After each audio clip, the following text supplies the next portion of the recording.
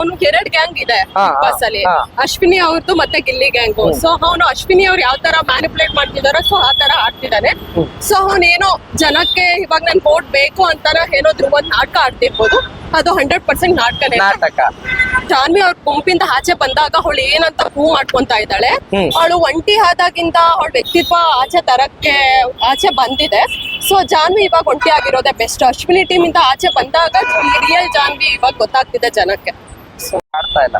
ಗಿಲ್ಲಿ ತುಂಬಾ ಚೆನ್ನಾಗಿ ಆಡ್ತಾ ಇದ್ದಾನೆ. ಓಕೆ. ನನ್ ಪ್ರಕಾರ ಧ್ರುವಂತ್ ವೇಸ್ಟ್ ಅಂತ ಅನ್ಸುತ್ತೆ. ಸುಮ್ನೆ ಸಿಂಪತಿ ಕ್ರಿಯೇಟ್ ಮಾಡ್ಕೊಂಡಿದ್ದಾನೆ. ಇಷ್ಟ ದಿನ ಮಲ್ಲಮ್ಮ ಇದ್ರು. ಸೊ ಏನೋ ಮಲ್ಲಮ್ಮನ ಹೆಸರು ಹೇಳ್ಕೊಂಡು ಮುಂದೆ ಬಂದಿದ್ದ. ಸೊ ಇವಾಗ ಅವ್ನು ಡಬಲ್ ಗೇಮ್ ಮಾಡ್ತಿದ್ದಾರೆ ಅಂತ ಅನ್ಸ್ತಿದ್ದಾನೆ. ಓಕೆ. ನನ್ ಪ್ರಕಾರ ಗಿಲ್ಲಿ ಬರ್ಬೇಕು. ಗಿಲ್ಲಿ ಬರ್ತಾನೆ 100%. ಈಗ ನೀವು ಈ ತರ ಹೇಳಿದ್ರಿ, ಧ್ರುವಂತ್ ಇವತ್ತು ಗಿಲ್ಲಿ ಮೇಲೆ ಫುಲ್ಲು ಫೈರ್ ಆಗೋಗ್ಬಿಟ್ಟಿದಾನಲ್ಲ. ಅದು ಸಿಂಪತಿಗೋಸ್ಕರ ಆಡ್ತಿರೋದು. ಅವನು 2 ಗ್ಯಾಂಗ್ ಇದೆ ಬಸ್ ಅಲ್ಲಿ. ಅಶ್ವಿನಿ ಅವ್ರದ್ದು ಮತ್ತೆ ಗಿಲ್ಲಿ ಗ್ಯಾಂಗು. ಸೊ ಅವನು ಅಶ್ವಿನಿ ಅವ್ರು ಯಾವ ತರ ಮ್ಯಾನಿಪುಲೇಟ್ ಮಾಡ್ತಿದಾರೋ ಸೊ ಆ ತರ ಆಡ್ತಿದ್ದಾನೆ. ಸೊ ಅವನೇನೋ ಜನಕ್ಕೆ ಇವಾಗ ನನ್ ವೋಟ್ ಬೇಕು ಅಂತಾರ ಏನೋ ಧ್ರುವಂತ್ ನಾಟಕ ಆಡ್ತಿರ್ಬೋದು. ಅದು 100% ನಾಟಕನೇ. ನಾಟಕ. ಓಕೆ. ಈಗ ಅಶ್ವಿನಿ ಗೌಡ ಅವರು ಮತ್ತೆ ರಿಷಿಕಾ ಅಂತ ಒಬ್ರು ಹೊಸ ಬಂದಿದ್ದಾರೆ, ರಿಷಾ ಅಂತ. ಸೊ ಇವ್ರಿಬ್ರ ಬಗ್ಗೆ ಏನ್ ಹೇಳ್ತೀರಿ? ಗಿಲ್ಲಿಗೆಲ್ಲ ಹೊಡೆದಾಕ್ಬಿಟ್ರಲ್ಲ ಮತ್ತೆ ರಿಷಿಕಾ ಬಂದಿರೋದು ವೇಸ್ಟ್ ಅಂತ ಅನ್ಸುತ್ತೆ. ಸುಮ್ನೆ ಬರೀ ಮಾತಲ್ಲಿ ಜಗಳ ಆಡೋದಷ್ಟೇ. ಅವಳು ಏನೋ ಕಂಟೆಂಟ್ ಗೋಸ್ಕರನೇ ಮಾಡ್ತಿದ್ದಾಳೆ ಅಂತ ಅನ್ಸುತ್ತೆ.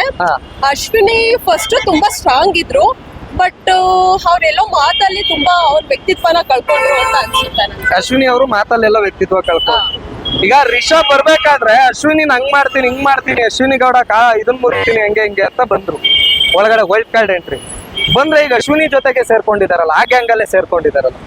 ಮೇ ಬಿ ಅವಳಿಗೆ ಅವ್ರ ಗ್ಯಾಂಗ್ ಸ್ಟ್ರಾಂಗ್ ಅನ್ಸಿರ್ಬೋದು, ನಾನು ಹೈಲೈಟ್ ಆಗ್ಬೋದು ಅಂತ ಅನ್ಸಿರ್ಬೋದು. ಸೊ ಮೇ ಬಿ ಆ ಕಾರಣಕ್ಕೋಸ್ಕರ ಅವಳು ಅವ್ರ ಜೊತೆ ಸೇರ್ಕೊಂಡಿರ್ಬೋದು. ಓಕೆ. ಅಂದ್ರೆ ನಾನ್ ಹೈಲೈಟ್ ಆಗ್ತೀನಿ ಅನ್ನೋ ಕಾರಣಕ್ಕೋಸ್ಕರ ಅಶ್ವಿನಿ ಅವ್ರ ಜೊತೆ ಸೇರ್ಕೊಂಡಿದ್ದಾರೆ. ಎಸ್. ಇನ್ನು ರಕ್ಷಿತಾ ಶೆಟ್ಟಿ ಅಂತ ಮಂಗಳೂರು ಹುಡುಗಿ ಇದೆ. ಆ ಮಂಗಳೂರು ಹುಡುಗಿನ ಟಾರ್ಗೆಟ್ ಮಾಡ್ಕೊಂಡಿದ್ದಾರೆ ಅಶ್ವಿನಿ ಗೌಡ ಅವರು. ಯಾಕಂದ್ರೆ ಅವಳು ಟಾಪ್ 5 ಅಲ್ಲಿ ಬರ್ತಾಳೆ ಅಂತ ಇವರಿಗೆ ನಂಬಿಕೆ ಇದೆ. ಸೊ ಅದಕ್ಕೋಸ್ಕರ ಇಲ್ಲಿಂದಾನೆ ಮಟ್ಟ ಅವಳು ಡ್ರಾಮಾ ಮಾಡ್ತಿದ್ದಾಳೆ. ಮಾತ್ ಬರುತ್ತೆ, ಕನ್ನಡ ಬರುತ್ತೆ ಅಂತ. ಓಕೆ, ಕನ್ನಡ ಬರುತ್ತೆ ಅಂದ್ರೆ ಒಂದಿನ ಡ್ರಾಮಾ ಮಾಡ್ಬೋದು, ಸೆಕೆಂಡ್ ಡೇ ಡ್ರಾಮಾ ಮಾಡ್ಬೋದು.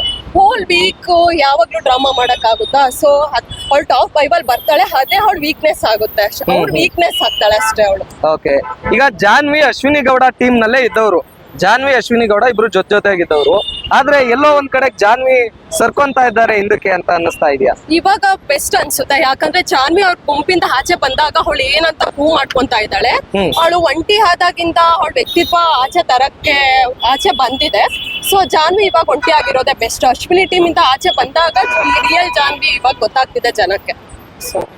ಎಸ್. ಈಗ ರಾತ್ರಿ ಒಂದು ಟಾಸ್ಕ್ ನಡೆಯುತ್ತೆ, ರಕ್ಷಿತಾ ಮತ್ತೆ ರಾಶಿಕಾ ರಕ್ಷಿತಾ ನಡುವೆ ನಡೆಯುತ್ತೆ. ಆದ್ರೆ ಅದೇ ಟೀಮ್ ನೀವ್ ಹೇಳ್ದಾಗೆ ಯಾರು ಚಂದ್ರಪ್ರಭಾ ಇವರೆಲ್ಲ ಒಂದ್ ಕಡೆಗೆ ರಕ್ಷಿತಾಗ್ ಸಪೋರ್ಟ್ ಮಾಡಿದ್ರೆ, ಕಾಕ್ರೋಚ್ ಸುದಿ ಮತ್ತೆ ಅಶ್ವಿನಿ ಗೌಡ ಅವರೆಲ್ಲ ಒಂದು ಇದಕ್ ಸಪೋರ್ಟ್ ಮಾಡ್ತಾರೆ ರಾಶಿಕಾಗೆ. ಸೊ ಎಂಡ್ ಆಫ್ ಮೂಮೆಂಟ್ ಇಬ್ಬರಿಗೂ ಸಿಗಲ್ಲ.